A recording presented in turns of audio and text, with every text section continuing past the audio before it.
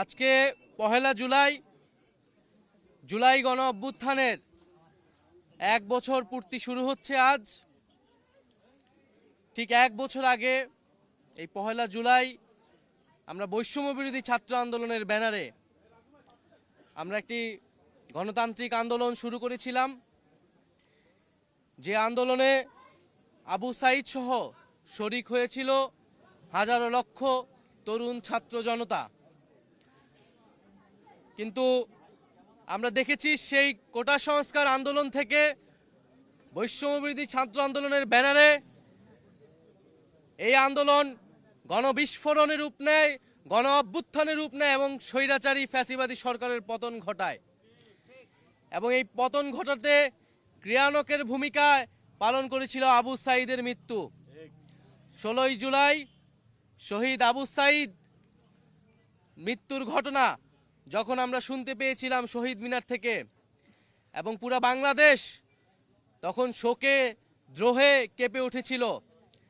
এবং 16ই জুলাইয়ের পর থেকে এই আন্দোলন অন্য দিকে মোড় নেয়। হাজারো লক্ষ ছাত্র তরুণরা রাজপথে নেমে আসে এবং এই সরকারের বিরুদ্ধে দাঁড়ায়, ফ্যাসিবাদের বিরুদ্ধে তাদের যে প্রতিবাদ, যে নতুন বন্দোবস্তের আকাঙ্ক্ষা সেটি ঘোষণা করে।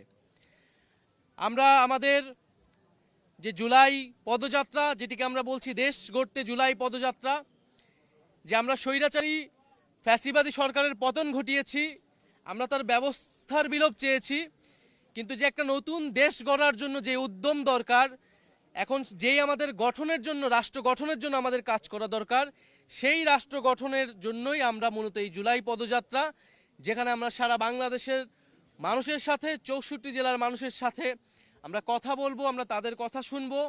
আবু সাঈদরা যে কারণে মারা গিয়েছিল সেই স্বপ্ন, সেই আকাঙ্ক্ষা আমরা তাদের কাছে তুলে ধরব।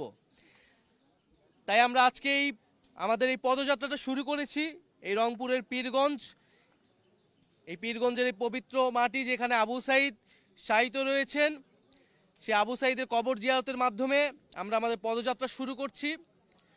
আবু সাঈদ যেভাবে পুলিশের বুলেটের সামনে বুক চিতিয়ে দাঁড়িয়েছিল, সেটাই জুলাই গণঅভ্যুত্থানে আমাদের অনুপ্রেরণা ছিল। এবং আবু সাঈদের মতো অন্য সকল শহীদেরা আমাদের যে লড়াই, ফ্যাসিবাদী ব্যবস্থা বিলোপের বিরুদ্ধে আমাদের যে লড়াই, সেই লড়াইয়ের অনুপ্রেরণা। যুগ যুগ ধরে বাংলাদেশের মানুষ আবু সাঈদ, ওয়াসিম, মুগ্ধ সহ সকল শহীদদের এবং আহত যোদ্ধাদের শ্রদ্ধার সাথে স্মরণ করবে।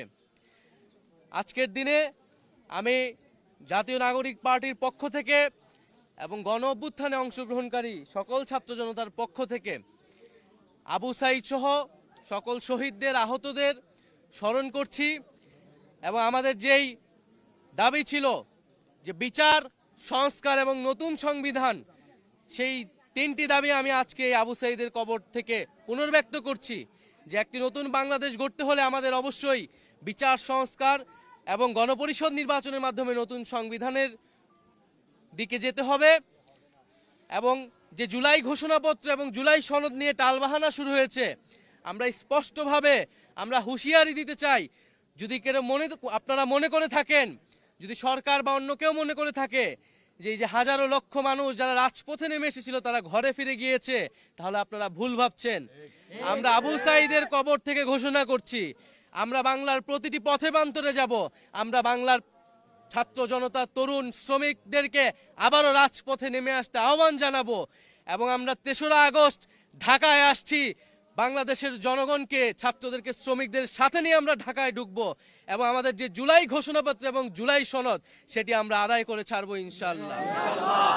আপনারা যারা সাংবাদিক ভাই বোনেরা রয়েছেন তাদেরকে আন্তরিক কৃতজ্ঞতা জানাচ্ছি, ধন্যবাদ জানাচ্ছি। এবং আমরা এই পদযাত্রা আপনাদেরকেও সাথে পাবো। আমাদের যে বক্তব্য, সাধারণ মানুষের যে আকাঙ্ক্ষা, সেটি জনগণের কাছে তুলে ধরবেন। আসলে মানুষ কি চায়, এই 1 বছরে মানুষের প্রত্যাশা আসলে কতটুকু পূরণ হয়েছে। এবং আমাদের মধ্যেও আসলে হতাশা রয়েছে, কারণ আমরা এখনো বিচারটা সম্পূর্ণ দেখতে পাইনি। আমাদের যে বৈষম্যহীন বাংলাদেশ, আমাদের যে সংস্কার, সেটিও আমরা আসলে সম্পূর্ণরূপে দেখতে পাইনি। ফলে আমরা মনে করি যে এই যে বলা হচ্ছে যে এইটা সরকার পতনের আন্দোলন ছিল কেবল, আমরা মনে করি এটা কেবল সরকার পতনের আন্দোলন ছিল না, এটি ছিল নতুন বন্দোবস্ত প্রতিষ্ঠার আন্দোলন। একটি দল পরিবর্তন বা ক্ষমতার হস্তান্তরের জন্যই গণ অভ্যুত্থান ঘটেনি। গণ অভ্যুত্থান ঘটেছিল এই যে একটি গণতান্ত্রিক বন্দোবস্ত, সেই বন্দোবস্ত প্রতিষ্ঠার জন্য।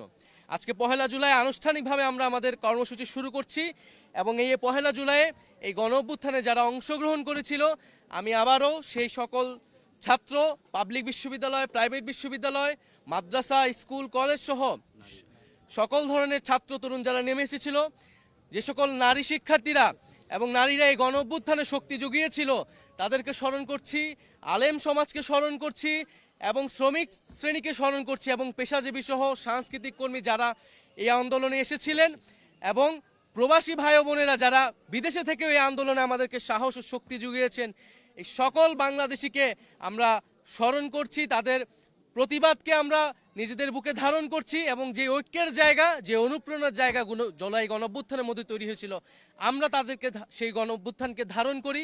জাতীয় নাগরিক পার্টি সেই গণঅভ্যুত্থানের আকাঙ্ক্ষাকে ধারণ করে সামনে এগিয়ে যাবে। আসসালামু আলাইকুম। আচ্ছা, আমাদের প্রশ্নের আগে আমাদের এই যে পুরো বাংলাদেশে যে পদযাত্রাটা হবে, এটার আহ্বায়ক হিসাবে সার্জিস আলম আছেন এবং সদস্য সচিব হিসেবে অনিক রয় রয়েছেন। আপনারা সাংবাদিকবৃন্দ অনেকে ঢাকা থেকে এসেছেন। আমরা একটু পরে গাইবান্ধাতে যাব, গাইবান্ধা থেকে রংপুরে যাব, অর্থাৎ আমরা আগামী কয়েকদিন আপনাদের এই রংপুরবাসীর গ্রামে গঞ্জে ডোর টু ডোরে আমরা যাব।